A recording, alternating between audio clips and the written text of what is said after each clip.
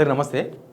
మా మంత్రి కొండా సురేఖ ఇష్యూ జరిగింది కదా, ఆ ఇష్యూ తర్వాత మొత్తం క్యాబినెట్ మినిస్టర్లు, ఎమ్మెల్యేలు అందరినీ నిఘా నీడలు పెట్టేసినాడు రేవంత్ రెడ్డి గారు. నిఘా నీడలు అంటే ఇంటెలిజెన్స్ నిఘా. ఇంటెలిజెన్స్ నిఘా అంటే వాళ్ళు ఎవరిని కలుస్తున్నారు, ఏం మాట్లాడుతున్నారు, ఏం చేస్తున్నారు, ఈ మీటింగ్లు ఏంది, ఎవరెవరు ఎక్కడ కలుస్తున్నారు. ఈ మధ్య మొత్తం పంచులే జరిగినాయి కదా. కొంతమంది మినిస్టర్లు పోయేమో ఆడ పోయి ఫామ్ హౌస్లో మీటింగ్ పెట్టుకుంటారు, కొంతమంది ఏమో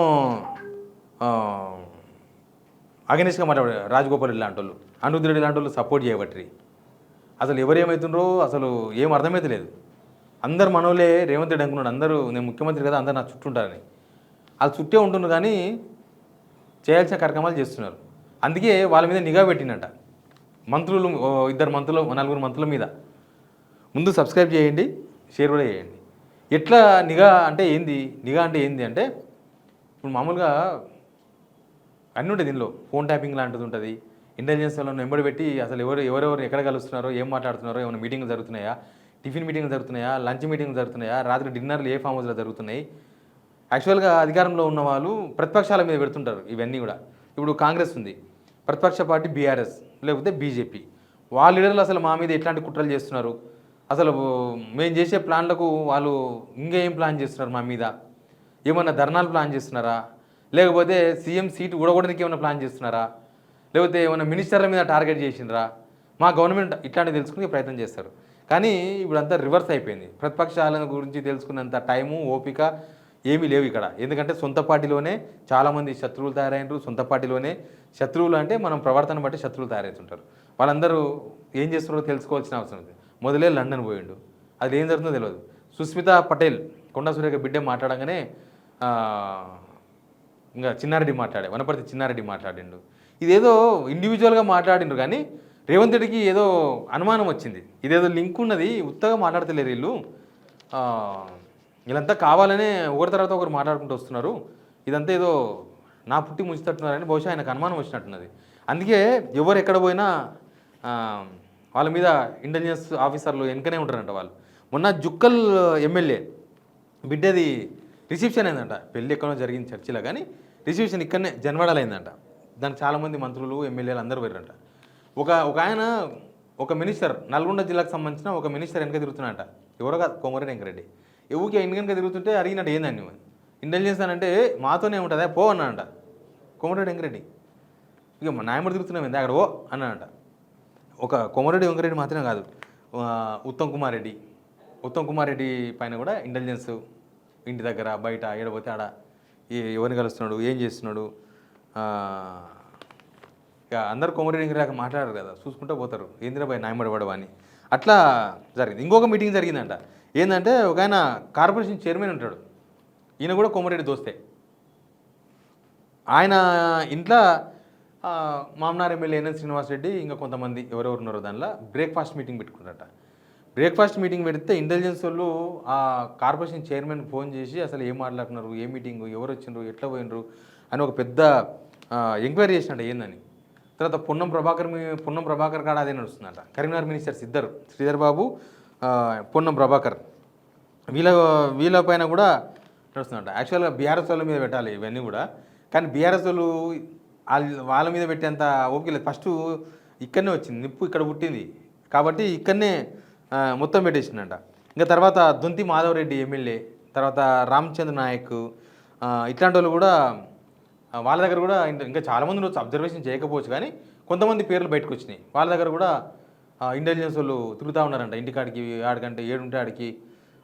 అంటే అనుమానం ఉన్న చుట్టూ పెట్టినట్టున్నారు. ఈయనకి ఎవరి మీద అయితే అనుమానం ఉందో వాళ్ళ మీద పెట్టినారు. ఇప్పుడు మొన్న వీళ్ళు వచ్చిండ్రు కదా, కొంతమంది ఎమ్మెల్యేలు రేవంత్ రెడ్డి సపోర్ట్గా వచ్చి మాట్లాడారు కదా, కొండా సురేఖను బర్తరఫ్ చేయాలి, కొండా సురేఖను క్యాబినెట్ నుంచి తీసేయాలా అని చెప్పారు కదా.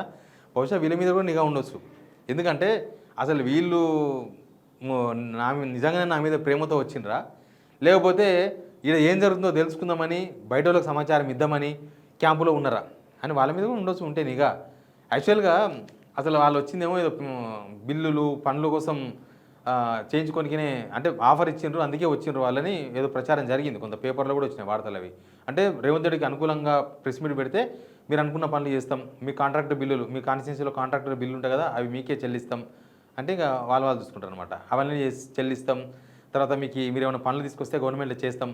ఏముంటాయి కాన్స్టిట్యున్సీ పనులు, పర్సనల్ పనులు ఏదో ఒకటి ఉంటాయి. అట్లాంటి పనుల కోసమే వచ్చిరని పేపర్లో వార్త వచ్చింది. దాన్ని ఎవరు ఖండించడం కూడా ఖండించలే. సోషల్ మీడియా కూడా బాగా వైరల్ అయింది. కానీ ఇట్లా నిఘా పెడుతున్నారు అంటే దానికి అర్థం ఏంది? ఇంటెలిజెన్స్ వాళ్ళు ఏముంటుంది, వాళ్ళ డ్యూటీ వాళ్ళు చేస్తారు, వాళ్ళ పని వాళ్ళు చేస్తారు. వాళ్ళకి ఏం పని అప్పగిస్తే వాళ్ళు ఏనో తాను ఎమ్మడున్నతో మాట్లాడో ఏదో ఒకటి చేస్తారు. కానీ ఈ అవసరం రేవంత్ రెడ్డికి ఎందుకు వచ్చింది అనేది ఇంపార్టెంట్ ఇక్కడ. రేవంత్ రెడ్డి ఎందుకు నిఘా పెట్టి వీళ్ళ సమాచారం తెలుసుకునే ప్రయత్నం చేసినట్టే ఏంది, వాట్ అంత అనుమానం పెనుభూతం అన్నట్టు ఇక్కడ ఒక అబద్ధతాభావం వచ్చేసింది. అబద్ధతాభావం అంటే ఇప్పుడు నా చుట్టూ వాళ్ళంతా నా మనుషులే, నాకేమీ ఆపద లేదన్నప్పుడు ఇట్లాంటి అబద్ధతాభావం రాదు.